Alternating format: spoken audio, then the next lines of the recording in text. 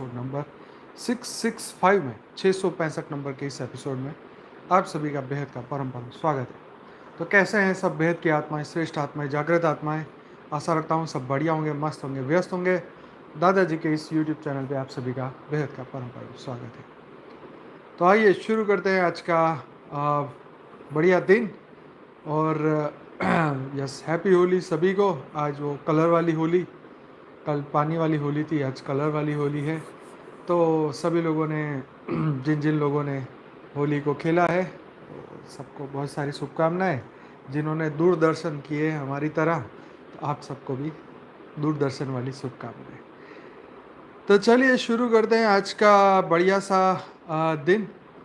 इससे पहले एक छोटी सी कविता जैसा है वो पढ़ते हैं। जब घर रंगे जाएं तो दीपावली, जब घर वाले रंगे जाए तो होली, जब घर में दीपक जलाए जाए तो दीपावली, और जब बाहर चौक में अग्नि जलाई जाए तो होली। एक में अग्नि मतलब प्रकाश है, एक में जल है। दीपावली भगवान का त्यौहार है और होली भक्त का त्यौहार है। जब बाहर रोशनी हो तो दीपावली, और जब अंतर मन में रोशनी हो तो होली। यह मस्त बात है। तो आपको रंगोत्सव होली की ढेर सारी शुभकामनाएं। ये लाइन अच्छी है लास्ट वाली। तो जब बाहर रोशनी हो तो दीपावली, और जब अंतर मन में रोशनी हो तो होली। यस, तो ये तो बहुत मस्त बात कही कि भाई अंतर मन में होली होनी चाहिए, प्रकाश प्रगटाना चाहिए। तो एक और बढ़िया फोटो है, इसमें लिखा है, इस समय पृथ्वी पर जितनी ध्यान की ज़रूरत है उतनी और किसी चीज़ की नहीं है। तो ये लाइन तो बहुत ही परम सत्य है। इस वक्त हर मनुष्य को जो है ध्यान की ही आवश्यकता है। यस, शरीर में जीने वाला पशु है, मन में जीने वाला मनुष्य है, बुद्धि में जीने वाला विद्वान है, जबकि आत्मा में जीने वाला ज्ञानी है। और जीव का विकास इन चार अवस्थाओं में पूर्ण होता है। मस्त लिखा है। शरीर में जीने वाला पशु है, मन में जीने वाला मनुष्य, बुद्धि में जीने वाला विद्वान, जबकि आत्मा में जीने वाला ज्ञानी है। जीव का विकास इन चार अवस्थाओं में पूर्ण होता है। तो बहुत अच्छा कहा। तो आत्मा को जानने की बात कही, आत्मा को जान लिया तो आप ज्ञानी बन गए, और इन चारों अवस्था से मनुष्य निकलता है। ठीक है जी। तो देह भान में रहने वाले तो पशु की बात कही, मन को खुश करने वाले मनुष्य, बुद्धि में जीने वाले विद्वान, आत्मा में जीने वाले ज्ञानी। तो ज्ञानी की बात है, मस्त बात है कि ज्ञानी बनो। अर्जुन को कहा कृष्ण ने, ज्ञानी बनो, ज्ञानी। तो एक और है, मुश्किल तो मेरे हालात भी बड़े थे, मैं जीत गया क्योंकि तुम मेरे साथ खड़े थे। मुश्किल तो मेरे हालात भी बड़े थे, मैं जीत गया क्योंकि तुम मेरे साथ खड़े थे। और आखिरी दो एक और है, आपके पास दो कीमती चीज़ें हैं, समय और संबंध। समय को भगवान में लगाओ और संबंध भगवान से जोड़ो। मस्त लाइन है। क्या चीज़? आपके पास दो कीमती चीज़ें हैं, समय और संबंध। समय को भगवान में लगाओ और संबंध भगवान से जोड़ो। तो आज की कहानी ख़त्म। तो अब हम बात करने वाले हैं आज हम बात करने वाले हैं अर्जुन और हनुमान जी की महाभारत की एक स्टोरी हम डिस्कस करने वाले हैं, जो कि बहुत ही मस्त है।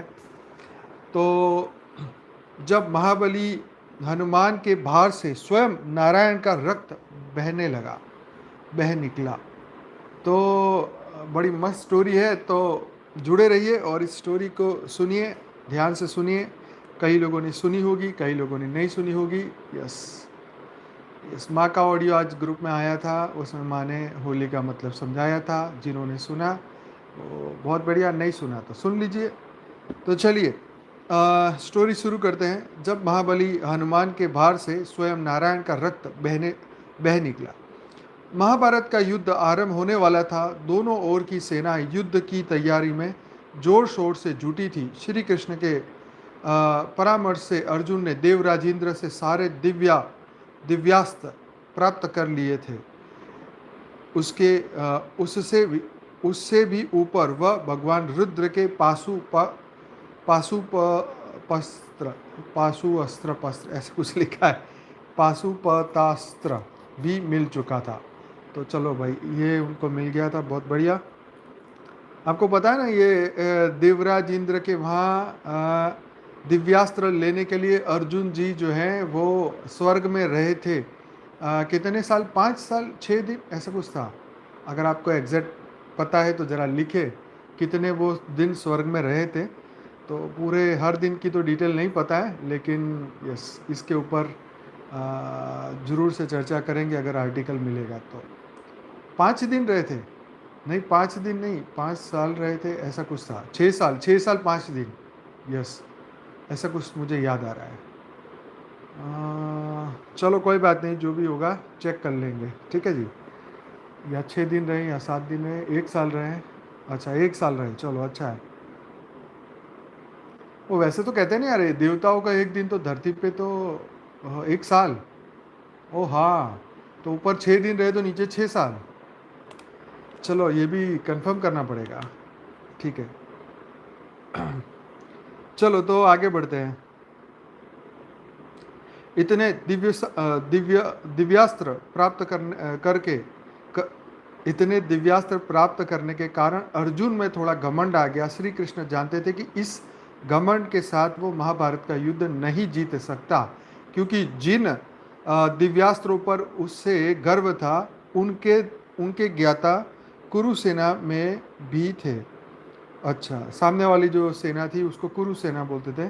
तो ऐसे ही शस्त्र उनके पास भी थे, तो उनका घमंड के साथ ये नहीं खेल सकते थे, युद्ध नहीं जीत सकते थे। तो आगे बढ़ते हैं। भीष्म, द्रोण और कर्ण के पास सभी दिव्यास्त्रों का ज्ञान था। इसके अतिरिक्त कर्ण के पास दिव्य कवच और कुंडल थे, और भीष्म भी अवध्य थे, मतलब उनका कोई वध नहीं कर सकता था। इसके अतिरिक्त अर्जुन का घमंड तोड़ना भी आवश्यक था। श्री कृष्ण ने महाबली हनुमान के द्वारा सुदर्शन चक्र, गरुड़ और बलराम के गर्व का मर्दन किया था, और इसीलिए उन्होंने अर्जुन के घमंड को तोड़ने के लिए हनुमान जी को ही चुना था। एक बार अर्जुन घूमते घूमते एक सरोवर के निकट पहुंचे, जहां उन्हें एक वानर दिखा। उस वानर का अप्रतिम तेज देखकर अर्जुन उनके पास पहुंचे और उन्हें प्रणाम करते हुए कहा कि हे वानर, मैं पांडुपुत्र अर्जुन हूँ और गुरुओं में श्रेष्ठ द्रोण का शिष्य हूँ। आप जैसा तेज मैंने आज तक किसी में नहीं देखा। मुझे लगता है आप कोई साधारण वानर नहीं। मैंने महाबली हनुमान को तो आज तक नहीं देखा, किंतु आप देखने से उनके समान ही बलशाली प्रतीत हो रहे हैं। कृपया अपना परिचय दीजिए। अर्जुन की नम्रता से प्रसन्न होकर उस वानर ने, जो महाबली हनुमान थे, कहा कि हे अर्जुन, मैं ही हनुमान हूँ। अपने भ्राता भीम से मैंने तुम्हारे शौर्य की बारे में सुना था। तुम्हें अपने सम्मुख देखकर मुझे अत्यंत प्रसन्नता हो रही है। तुम भी भीम के सामने मेरे छोटे भाई की तरह ही हो। अपने सामने महाबली हनुमान को पाकर अर्जुन ने उन्हें दंडवत प्रणाम किया और कहा, हे महाबली, ये तो मेरा सौभाग्य है कि मुझे आपसे मिलने का अवसर प्राप्त हुआ। हम एक महायुद्ध की तैयारी कर रहे हैं और मैंने देवराज इंद्र से सभी दिव्यास्त्र और आपके पिता महादेव से पाशुपतास्त्र भी प्राप्त किया। सॉरी, माफ़ करिएगा, ये हिंदी मेरा स्पष्ट नहीं हो रहा है। तो ये अस्त्र भी प्राप्त कर लिया। इसी कारण मुझे विश्वास है कि ये युद्ध तो हम सहज ही जीत जाएंगे। आज आपके दर्शन के बाद मेरा विश्वास और बढ़ गया, किंतु आपसे एक प्रश्न पूछना चाहता हूँ। अर्जुन की बात सुनकर हनुमान जी भी समझ गए कि इस समय अर्जुन गर्व के वेग में है, किंतु उन्होंने कुछ कहा नहीं। हनुमान जी की आज्ञा मिलने पर अर्जुन ने पूछा कि हे महाबली, देवी सीता की खोज में जाते समय आप लोगों ने सेतु बनाने के लिए इतना परिश्रम क्यों किया? आपके नायक तो धनुर्धरों में श्रेष्ठ स्वयं राम थे। वे अपनी धनुर्विद्या से सागर पर बाणों का सेतु बना सकते थे। अर्जुन को इस प्रकार कहते हुए हनुमान जी हंसते हुए कहा, निस्संदेह मेरे प्रभु श्री राम सर्वश्रेष्ठ धनुर्धर थे, किंतु हे अर्जुन वो सागर 100 योजन लंबा था। तो तर्क की बात आ गई यहाँ पे। और इसके अतिरिक्त बाणों का सेतु सुग्रीव, अंगद, नल, नील और असंख्य महावीर वानरों का भार नहीं संभाल सकता था। इस पर अर्जुन ने कहा कि अवश्य संभाल लेता। आप कदाचित धनुर्विद्या के विषय में उतना ज्ञान नहीं रखते, किंतु एक धनुर्धर होने के कारण मैं कह सकता हूँ कि बाणों का सेतु आप सबका भार संभाल लेता। मैं तो श्री राम का एक अंश भी नहीं, किंतु अगर आप कहें तो मैं आपको इस सरोवर पर सेतु बांधकर दिखा सकता हूँ। अगर वो आपके भार से टूट गया तो मैं अग्नि समाधि ले लूँगा। बोलो, ये अर्जुन को जो है ना, बात बात पे ये मृत्यु का बड़ा अगर ये नहीं कर सका तो मैं अग्नि समाधि लूँगा, मैं मर जाऊँगा, ऐसी ऐसी बातें बहुत करते थे अर्जुन। तो ऐसा कहते हुए अर्जुन ने अपने मंत्र सिद्धि से बाणों से उस सरोवर पर एक सेतु का निर्माण कर लिया और हनुमान जी को उसके ऊपर चढ़ने को कहा। हनुमान जी ने अर्जुन की इस अज्ञानता पर हंसते हुए अपने सामान्य रूप से ही उस सेतु पर अपना पग धर दिया। जैसे ही हनुमान का पग उस सेतु पर पड़ा, उनके अंगूठे के भार से ही वो सेतु टूट गया। ऐसा देखकर अर्जुन शर्म से पानी पानी हो गए। उनका सारा घमंड एक क्षण में टूट गया। Yes suicidal tendency. तो अर्जुन अग्नि समाधि के लिए तैयार हुए तो हनुमान जी ने उन्हें रोकते हुए कहा कि हे अर्जुन विषाद त्यागो। देखो क्या कहा, हे अर्जुन विषाद त्यागो। इसमें लज्जा की कोई बात नहीं है। तुमने दूसरे के बल का कोई अनुमान ना लगाते हुए केवल अपने बल के आधार पर ऐसी शर्त लगा दी। हाँ देखो यहाँ पे क्या किया, अर्जुन ने अपने ही शक्ति का अनुमान लगाते हुए सामने वाले की शक्ति को नहीं सोचा कि भाई ये भी मेरे से ज़्यादा पहलवान है। तो तुमने तो एक निरीह बालक के समान व्यवहार किया है। क्या तुमने तो एक निरीह बालक के समान, मतलब छोटे बच्चे की तरह व्यवहार किया है। अतः मैं तुम्हें क्षमा करता हूँ, तुम्हें अपने प्राण त्यागने की आवश्यकता नहीं है। Yes take it easy. Yes Arjun take it easy, relax. तो हनुमान जी से ऐसी सांत्वना पाकर अर्जुन को कुछ संतोष हुआ, किंतु उसने फिर कहा, हे महाबली मैं एक बार फिर प्रयास करना चाहता हूँ। अर्जुन को ऐसा कहते हुए हनुमान जी कुछ क्रोध में बोले, हे अर्जुन बालक के समान बातें मत करो। जो व्यक्ति अपनी गलती से शिक्षा नहीं लेता उसका कभी कल्याण नहीं होता। अपने सेतु का हाल देखकर भी तू फिर वही गलती करना चाहता है। मैंने तुझे बालक समझकर एक बार क्षमा कर दिया, पर अब पुनः वही हट मत करो। हाँ जी। तो इस पर अर्जुन ने कहा कि हे महावीर इस बार मैं सेतु दिव्यास्त्रों से बनाऊंगा जो पिछले सेतु से सहस्त्र गुना अधिक मजबूत होगा और आपका भार सह लेगा। और अगर इस बार भी सेतु टूट गया तो मैं गांडीव की शपथ लेकर कहता हूँ कि मैं अवश्य ही अग्नि समाधि ले लूँगा। ऐसा कहकर अर्जुन ने अपने समस्त दिव्यास्त्रों से एक और सेतु का निर्माण किया। तो हनुमान जी बड़े धर्म संकट में पड़ गए कि वे अर्जुन के प्राण नहीं लेना चाहते, किंतु उसका घमंड भी तोड़ना आवश्यक था। उन्होंने श्री राम का नाम लिया और अपना एक पग सेतु पर रखा। उनके पग धरते ही सेतु डगमगाने लगा।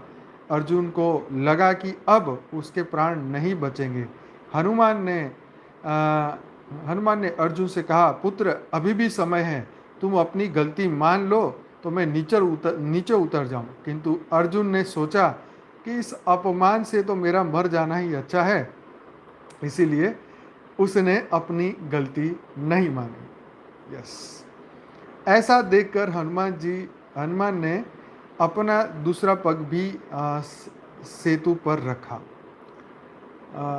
ऐसा देखकर हनुमान ने अपना दूसरा पग भी सेतु पर रखा। सेतु इतनी जोर से डगमगाया कि अभी टूट जाएगा, किंतु अचानक वो सेतु पाषाण की तरह स्थिर हो गया। हनुमान जी को बड़ा आश्चर्य हुआ।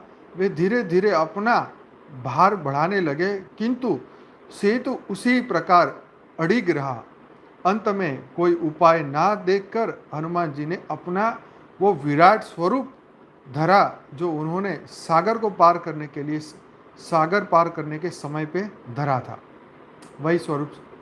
तो वो रूप इतना विशाल था कि अर्जुन को उसका दूसरा छोर नहीं दिख रहा था। बताओ कितना बड़ा उनका रूप था। किंतु आश्चर्य, उनके विराट स्वरूप धरने के बाद भी सेतु शिथिल रहा। ऐसा देखकर हनुमान और अर्जुन के आश्चर्य का ठिकाना न रहा। अर्जुन को विश्वास न हुआ कि हनुमान के इस स्वरूप को भी उसके बाण कैसे संभाले हुए हैं। इधर हनुमान क्रोध में आ गए और सेतु पर अपने सर्वाधिक विशाल स्वरूप में पूरे बल के साथ कूदने लगे। पहली बार कूदने पर सेतु में थोड़ा स्पंदन हुआ। दूसरी बार कूदने पर सेतु डगमगाने लगा, किंतु टूटा नहीं। यह देखकर हनुमान जी फिर एक बार अपनी पूरी शक्ति से कूदे। इस बार तो सेतु टूटा नहीं, किंतु सरोवर का पानी लाल रंग का हो गया। हनुमान अब समझ गए कि अवश्य ही कोई देवीय शक्ति है जो सेतु को टूटने नहीं दे रही। वे तुरंत सरोवर में उतरे और उन्होंने देखा कि एक विशाल काय कच्छप ने सेतु को संभाला हुआ है। कच्छप मतलब वो कछुआ होता होगा ना। तो कछुए ने ये विशाल काय सेतु को संभाला हुआ था। वे कुछ समझ पाते उससे पहले उन्हें वहाँ श्री राम के दर्शन हो गए। वाह, तो भाई श्री राम भी आ गए यहाँ तो मैदान में। Yes yes. उन्होंने हनुमान जी से कहा कि ऊपर जाएं और अपनी शंका का समाधान कर ले। अब वे ऊपर पहुंचे तो उन्होंने श्री कृष्ण को देखा। यस। कृष्ण ने अर्जुन से कहा कि हे पार्थ, मेरी ही प्रेरणा से हनुमान तुम्हारा गर्व चूर करने यहाँ आए थे। किसी भी दिव्यास्त्र का सेतु महाबली हनुमान के विराट स्वरूप का भार नहीं संभाल सकते। मतलब कोई भी शस्त्र से इनका भार नहीं संभाल सकता। किंतु अगर सेतु टूट जाता तो तुम्हें अपने प्राण त्यागने पड़ते। इसी कारण स्वयं नारायण ने कछुए का अवतार लेकर इस सेतु को संभाला हुआ था। यदि ऐसा ना होता तो तुम्हारे प्राण बचाना असंभव था। ऐसा सुनकर हनुमान बड़े व्यथित हो गए। उन्होंने करुण स्वर में कहा, इस संसार में मुझ जैसा पापी कौन होगा जिसके कारण उनके स्वामी का रक्त निकला। अगर मुझे पता होता कि मेरे कारण नारायण को ऐसा कष्ट झेलना होगा तो मैं स्वयं अपने प्राण त्याग देता। इस पर श्री कृष्ण ने हनुमान जी को कहा, नहीं, इस पर श्री कृष्ण ने हनुमान जी को गले से लगा लिया और कहा कि हे महाबली, इस संसार में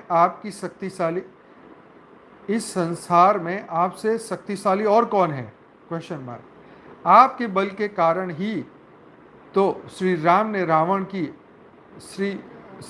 ने रावण सहित समस्त राक्षसों का संहार किया। आज ये साबित हो गया कि आप वास्तव में रुद्र के अंश हैं।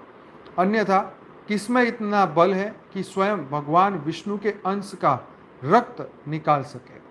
भगवान विष्णु के जिस कच्छप रूप ने समुद्र मंथन के समय बिना किसी श्रम के बात में मेरु पर्वत का भार संभाल लिया, उससे अधिक श्रम उन्हें आज आपके विराट स्वरूप को संभालने में करना पड़ा। तो मतलब वो कछुए का भी दम निकल गया। ऐसी शक्ति तो केवल महादेव के अंश में ही हो सकती है। ऐसा कहकर उन्होंने अर्जुन से कहा कि वे हनुमान जी से महाभारत युद्ध के लिए सहायता मांगे। इस पर हनुमान जी ने कहा, हे वासुदेव, युद्ध युद्ध से तो मैंने त्रेता युग में ही संन्यास ले लिया था।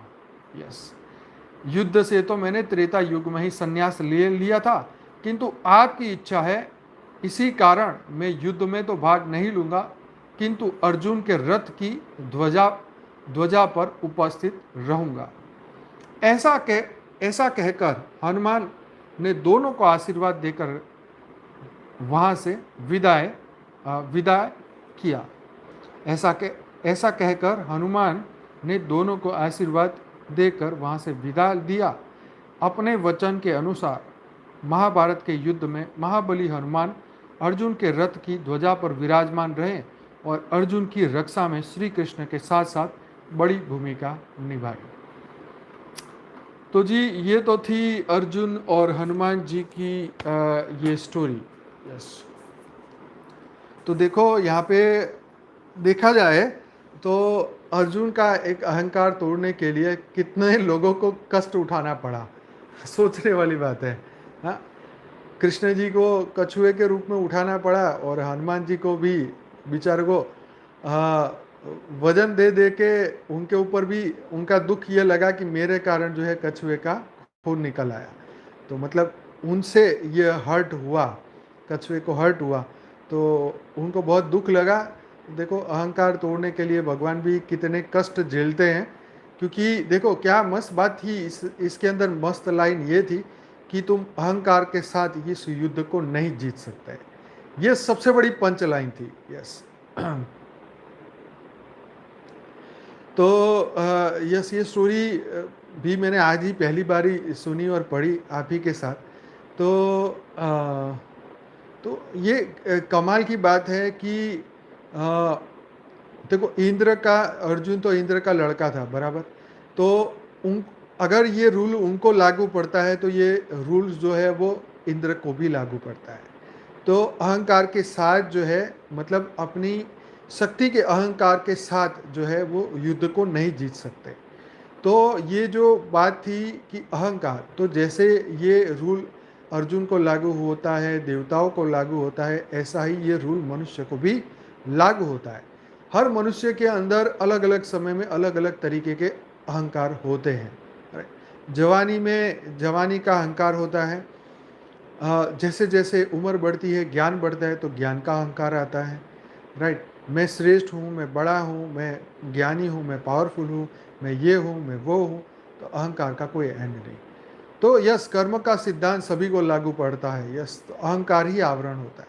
तो ये जो आवरण है अहंकार का, तो ये अहंकार का जो आवरण है, ये कोई भी मनुष्य के लिए, कोई भी जीवात्मा के लिए, ये धरती लोक से छोड़ना है, धरती लोक को छोड़ने के लिए ये आवरण को छोड़ना होगा। राइट, तो ये हम जितनी भी स्टोरियाँ सुनते हैं, पढ़ते हैं, इन सब में हमें ये सीख मिलती है, कुछ ना कुछ जरूर सीखने को मिलता है कि भाई कोई भी, तुम कितने भी बड़े ज्ञानी हो, कितने भी बड़े योद्धा हो, कितने भी तुमने जीत के आशीर्वाद प्राप्त किए हो, कितना भी कुछ किया हो, तुम सत्य के साथ अगर नहीं जी रहे हो, अगर तुम्हारे भीतर ये अहंकार जैसा कोई भी दोष, बहुत सारे दोष है मनुष्य में, तो अगर ऐसे कोई भी दोष के साथ अगर तुम इस कर्म योग को जीते हो, तो कर्म योग मतलब हमारी लड़ाई है हमारे से ही।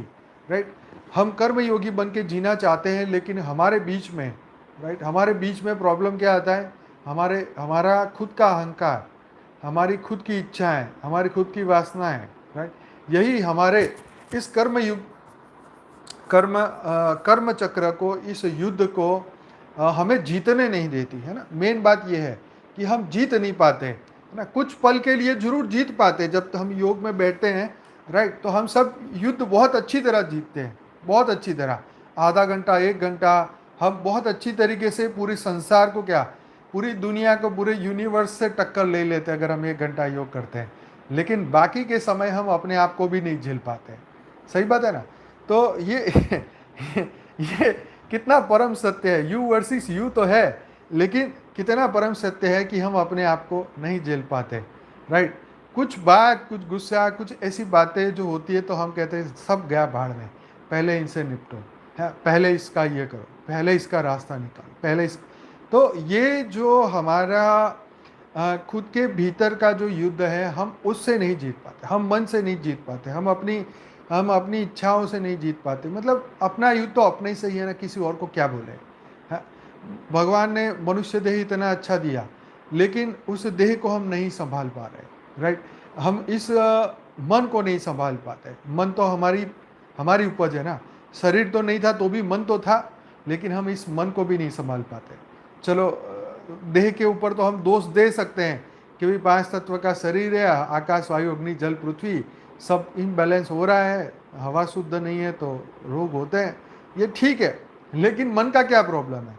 तो मन का भी प्रॉब्लम है कि भाई ये दुनिया में जो चीज़ें जो आंखें देखती है वो मन को रिपोर्ट करती है, फिर मन उसका गलत इंटरप्रिटेशन करता है, फिर मन ऊपर से नीचे करता है, तो फिर मन जो है वो दुखी होता है, मन जो है वो सुख चाहता है, तो उसकी चाहत बेचारे की ख़त्म नहीं होती। तो यही बात है कि फिर अगर चाहत पूरी हो जाती है तो अहंकार हो जाता है कि देखा मैंने ये प्राप्त कर लिया, देखा मैं कितना पढ़ा लिखा हूँ, कितना मैं ज्ञानी हूँ, मैं जो चाहे मैं कर लेता हूँ, है ना। तो ये सब चीज़ें भी हमारे चंचल मन के अंदर ये सब बातें चलती रहती है। तो ये ईगो का प्रॉब्लम, अहंकार, काम, क्रोध, लोभ, मोह, वैर, द्वेष, वासना पूरे दिन में कुछ मिनट के लिए, कुछ सेकंड के लिए में आके हमारी हमारी परीक्षा लेके चली जाती है। कई बार हम पास हो जाते हैं, कई बार हम फेल हो जाते हैं। सबकी अपनी अपनी प्रैक्टिस है, तो उस प्रैक्टिस से सब काम चल रहा है। तो ये स्टोरी से यही सीख मिलती है कि मनुष्य को हर पल जो है अवेयरनेस के साथ रहना चाहिए कि अर्जुन की तरह सब शक्ति मिलने से, सभी आशीर्वाद मिलने से ये जंग को जीता नहीं जा सकता। वरदानों से युद्ध जीते नहीं जाते। पहली बात, वरदान तो सिर्फ मूर्ख बनाने का एक रास्ता है, ठीक है, क्योंकि वरदान कुछ समय के लिए होते हैं, कभी परमानेंट नहीं होते। तो ये जो ज्ञानी है उनको इसलिए बार बार कृष्ण ने बोला अर्जुन कि तू ज्ञानी बन। अगर तू ज्ञानी बनता तो तेरे को पता होता कि ये कौन है, किसके सामने मैं अपनी शक्ति का प्रदर्शन कर रहा हूँ। ये शिव के है, शंकर जी के ये अवतार है। हाँ, तो ये शंकर जी के अवतार है और मैं तुम अपने बाणों से उनकी परीक्षा नाप रहे हो।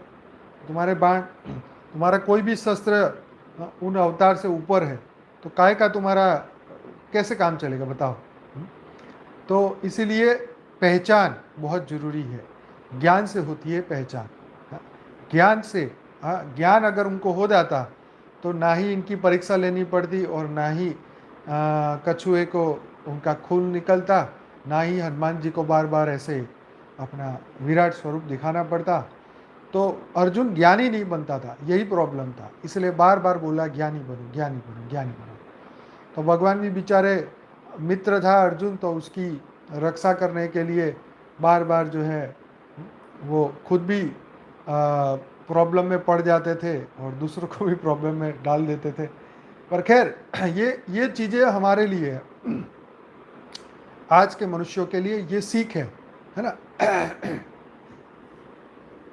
दक्ष प्रजापति ने भी परीक्षा ली थी 5 पांडवों की।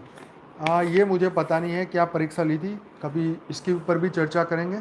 2 सेकंड जरा पानी पी।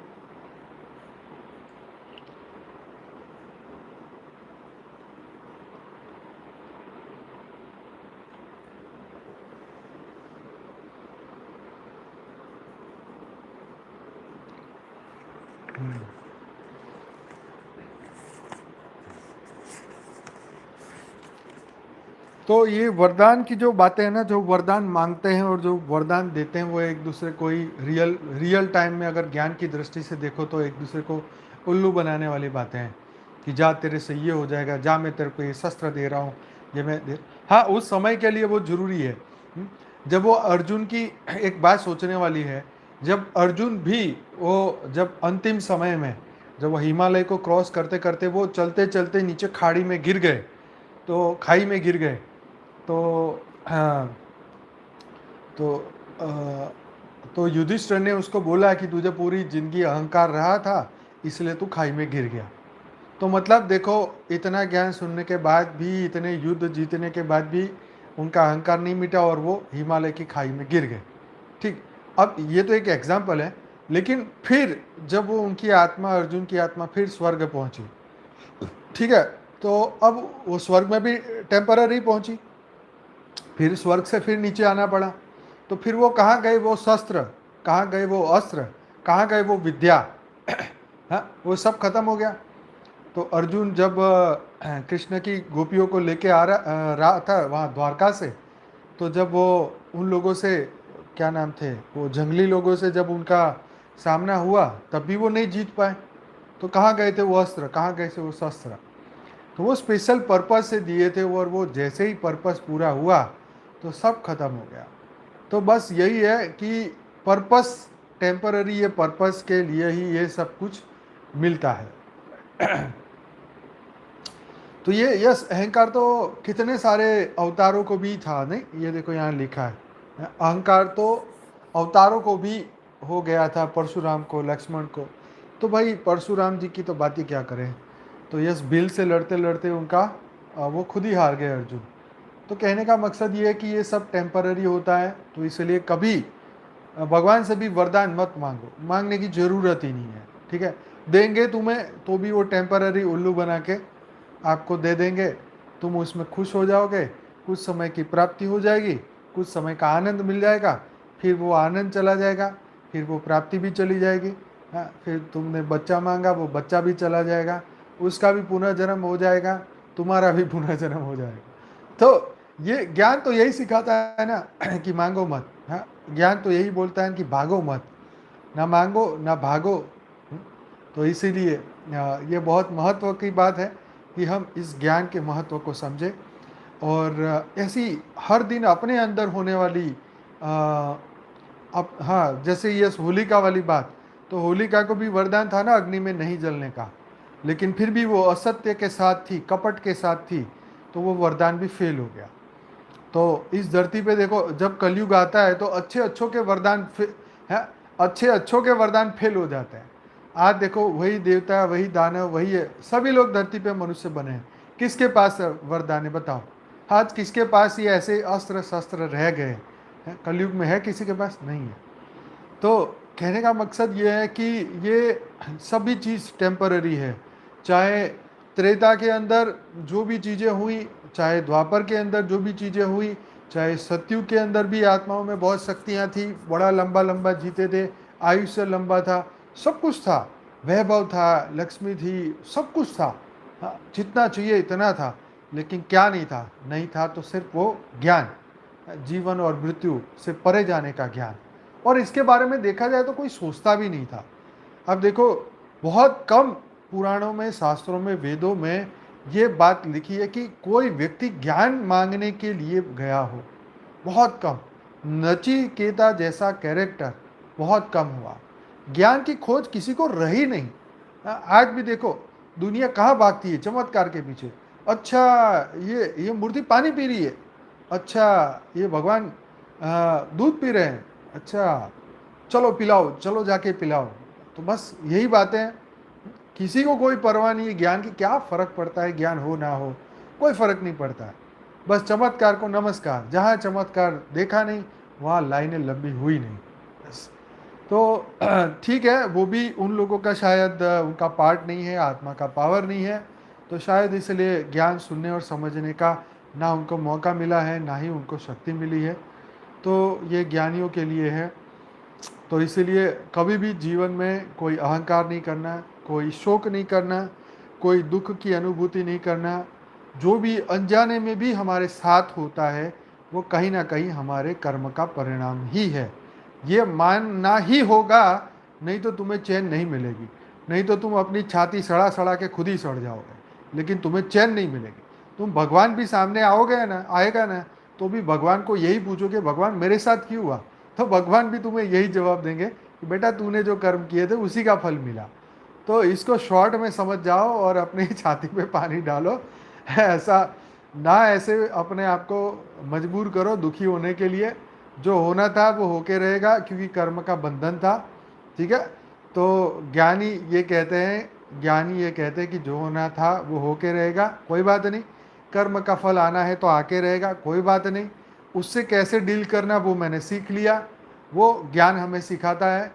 ठीक है, तो वो आप सीखो ना। ये चिंता का विषय तो ये है कि अर्जुन बार बार पे अपने आप को मरने मारने की बात कर रहा था, है कि ये नहीं कर पाऊंगा तो मैं मर जाऊंगा, मैं आज शाम तक ये पूरी सेना को ख़त्म नहीं कर दूंगा तो मैं सूर्यास्त से पहले अगर इनको नहीं मार दिया तो मैं अपने आप को अग्नि दे दूंगा। तो ये सब अज्ञानी वाली बातें हैं। और ये क्योंकि कृष्ण जी के पास भी समय कम था तो इतना ज्ञान तो वो दे नहीं सकते थे, तो इसलिए जितना ज्ञान इसकी बुद्धि में आ सका इतना उन्होंने दिया। तो खैर ये बचपन में इतनी सारी उन्होंने विद्या प्राप्त करी लेकिन ज्ञान प्राप्त नहीं किया, है ना। तो यस, तो बंधन जो हम बंधन अपने अपने कर्मों से पैदा किया, अपने मन से पैदा किया है, तो योग बल से इस बंधनों को काटना होगा। योग बल से जो है अपने मन में छिपे हुए शोक को काटना होगा। जब आप इतना योग और तपस्या करेंगे ना तो आपका मन ऐसा हो जाएगा, आपको कोई फर्क नहीं पड़ता है। सही क्या, कोई फर्क नहीं पड़ता है कौन आया कौन गया, कौन जीता कौन हारा, कौन जी रहा है कौन मर रहा है, कोई फर्क नहीं पड़ता है। क्योंकि जब हमें समझ में आ ही गया कि हर व्यक्ति, हर मनुष्य, हर जीव है, हर जीव जो है वो अपने ही कर्म के अनुसार जीवन लेता है, अपने कर्म के अनुसार मृत्यु पाता है। फिर दुख का एक बार एक स्टोरी, मैंने पूरी स्टोरी मुझे भी याद नहीं आ रही, पर एक एक स्वर्ग के गेट के बाहर एक व्यक्ति गया था, उसके पीछे उसका एक पक्षी बैठा था। दूर से उसको एक पक्षी को यमदेव या कौन था कोई देख रहा था, कोई देवता देख रहा था, और उस पक्षी का मृत्यु नज़दीक था। तो उसने उस पक्षी को बचाने के लिए कहीं और जगह पे जाके रख दिया, और जहाँ पे वो जाके रखा वहीं पे एक जानवर बैठा था, वो उसे खा गया। तो मतलब उसकी मृत्यु आई हुई थी कर्म के बंधन के अनुसार, तो उस व्यक्ति ने, उस यमराज ने उसको वहाँ उसकी मृत्यु के लिए उसको हेल्प किया। पता नहीं किसकी स्टोरी थी, जब मिलेगी तो चर्चा करेंगे। पर ऐसी बहुत सारी स्टोरियाँ आती रहती है जो हमें ये समझाने के लिए हमारी बुद्धि को ये तर्क देती है कि भाई अपने डेढ़ शाणे मत बनो, जो हो रहा है उसको होने दो, अपने में स्वयं पे अपना कंट्रोल ले आओ। तो चलिए, बहुत बहुत धन्यवाद। हम सभी बेहद की आत्मा बेहद का योग करेंगे। यस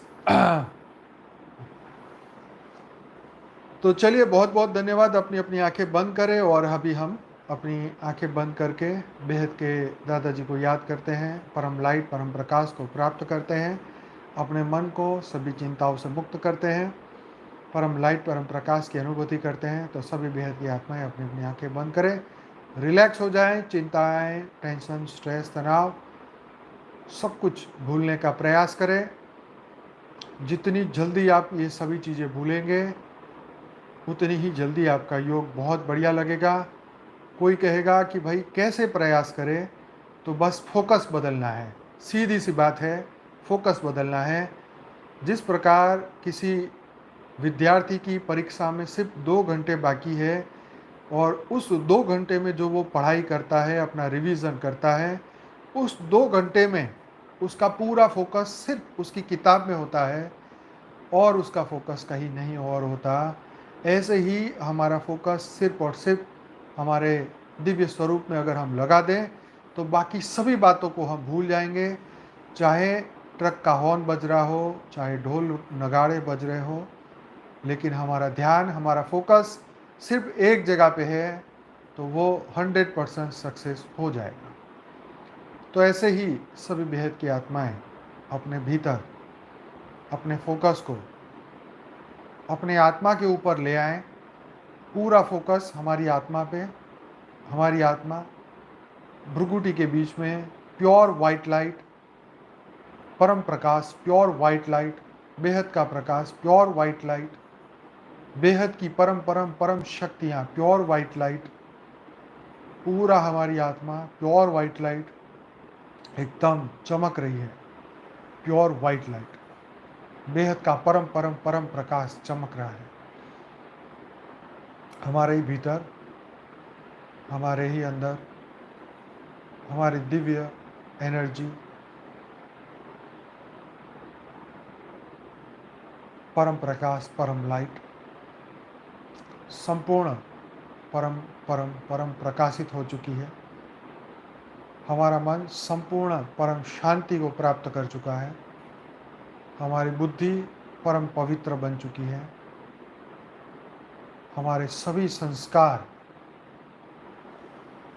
बदल चुके हैं। हम जब निश्चय कर लेते हैं तब ये परिवर्तन होता है हमारे भीतर। जब हमें अपने अंदर से वो मोटिवेशन मिलता है तो हम नई एनर्जी को पैदा करते हैं, और जब हम हिम्मत हार जाते हैं तो हम अपना एनर्जी को लॉस करते हैं। तो हमारा मोटिवेशन हमारा ज्ञान है, हमारी स्वरूप की पहचान है, हमारा ये अनुभव है, हमारा ये प्रैक्टिस हमें ये अनुभव को बढ़ाने में मदद करता है।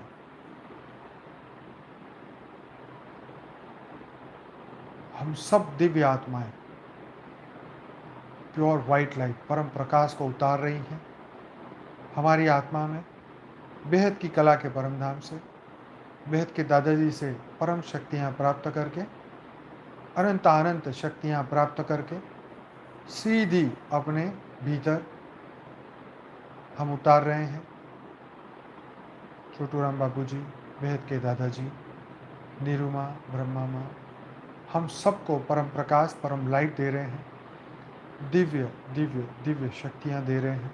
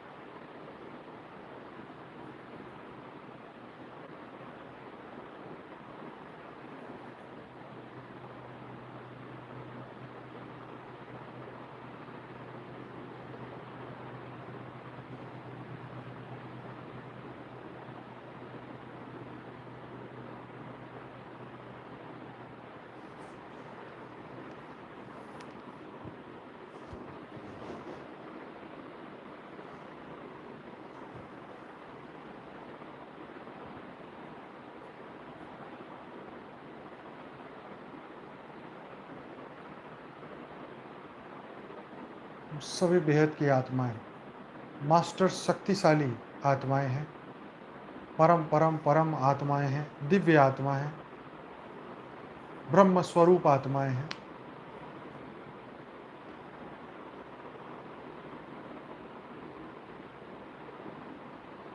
अपने भीतर अनंत अनंत शक्तियां हम जागृत कर चुके हैं। संपूर्ण ओरा को प्योर वाइट लाइट परम प्रकाश से भर चुके हैं। पूरे दिन की सभी नेगेटिव एनर्जी, नेगेटिव विचार, संपूर्ण थकान, संपूर्ण स्ट्रेस, तनाव, टेंशन सब कुछ खत्म हो चुका है। ज्ञान की अग्नि से, योग की अग्नि से, परम लाइट परम प्रकाश से हमारे भीतर के सभी विकार, सभी नेगेटिव इमोशंस, भावनाएं सब कुछ खत्म हो चुका है। हम परम परम परम आत्मा बन चुके हैं, दिव्य आत्मा, बेहद की आत्मा, परम लाइट परम प्रकाश की आत्मा हम बन चुके हैं। हम ऑलरेडी वो थे, परंतु मन ने हमें एक जीव समझ रखा है। जैसे ही ज्ञान की दृष्टि प्राप्त होते ही, आत्मदर्शन होते ही, ब्रह्म विद्या प्राप्त होते ही, बेहद का परम ज्ञान प्राप्त होते ही हम सब आत्माएं बेहद की परम परम परम परम आत्माएं बन जाते हैं।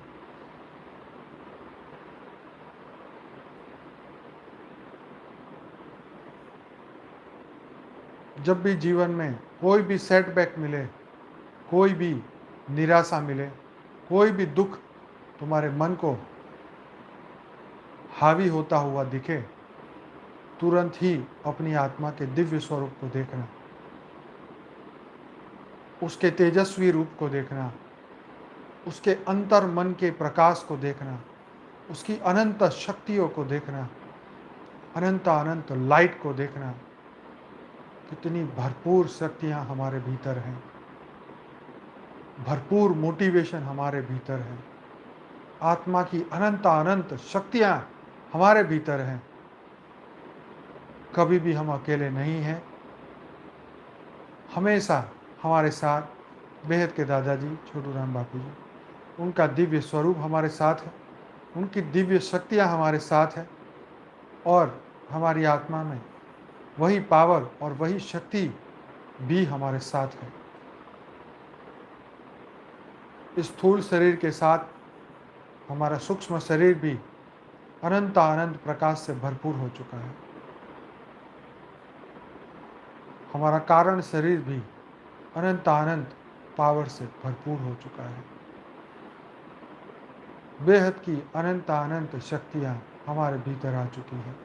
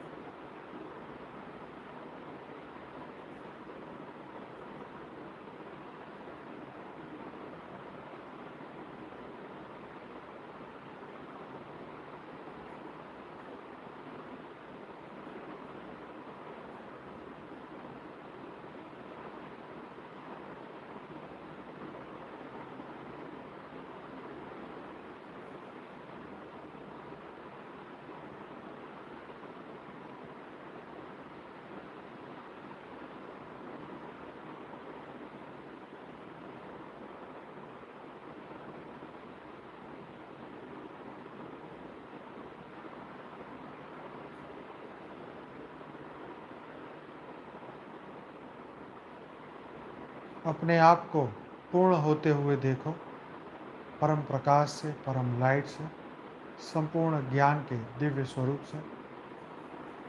अपने आप को पूर्ण स्वरूप में देखो। हम संपूर्ण बन चुके हैं। अब कोई भी गलती की कोई गुंजाइश नहीं है, क्योंकि परमात्मा हमारे साथ है। पूरा मल्टीवर्स 4 कला की पावर से भरपूर होता जा रहा है। अनंत आनंद ब्रह्मांड, अनंत आनंद पृथ्वियाँ, सब कुछ परम प्रकाश, परम लाइट से भरपूर होता जा रहा है। हमारी संपूर्ण पृथ्वी परम शांति के वाइब्रेशन से भरपूर होती जा रही है। सभी दिव्य आत्माएं परम प्रकाश, परम लाइट से भरपूर होते जा रहे हैं।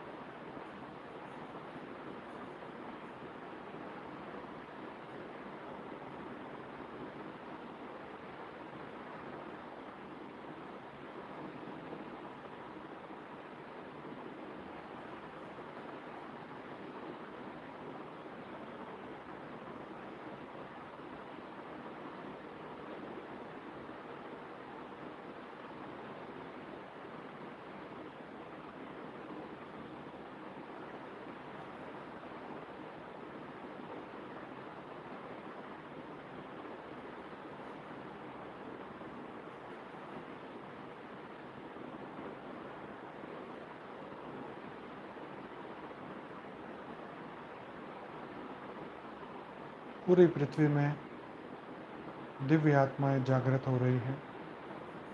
सूक्ष्म जगत, कारण जगत में जितनी भी दिव्य आत्मा है वो सब जागृत हो रही है। विश्व शांति का पूरा प्रयास सभी लोग कर रहे हैं। बेहद की परम आत्माएं जागृत हो रही है। सबको परम प्रकाश, परम लाइट मिल रहा है। सबके भीतर परम परम परम महाशांति हो रही है। महाशांति हो रही है। महाशांति हो रही है।